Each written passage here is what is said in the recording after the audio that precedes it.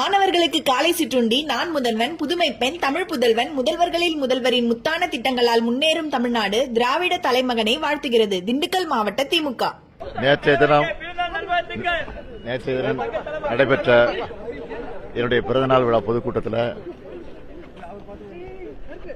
India கூட்டணியின் சார்பில் இருக்கக்கூடிய தலைவர்கள் முன்னிலையில் நான் தெளிவாக பேசியிருக்கிறேன். மாநிலத்தில் சுயாட்சி வேணும், குறிப்பா இன்றைக்கு திணிக்கப்படக்கூடிய இந்தி திணிப்பை கைவிடணும், இருமொழி கொள்கை தான் கொண்டு வரணும்.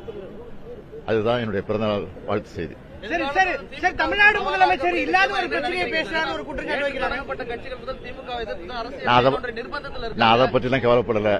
என்னுடைய கவலைகள் எல்லாம் நாட்டை பற்றி தான், மாநிலத்தை பற்றி தான். மாநிலத்துக்கு உரிமையை நம்ம பெற வேண்டும் என்பதை பற்றி தானே கவலைப்படலாம். சரி, இல்லாத பிரச்சனையை தமிழ்நாடு முதலமைச்சர் பேசிட்டு இருக்காரு அப்படின்னு மத்திய அரசு சார்பாக குற்றச்சாட்டு வைக்கிறாங்க. இப்படி டீலிமிட்டேஷன்ல நாங்க எதை பத்தியுமே இல்லாத பிரச்சனை சொல்லும்போது அதுக்கு நான் பதில் சொல்ல அவசியமே இல்லையே.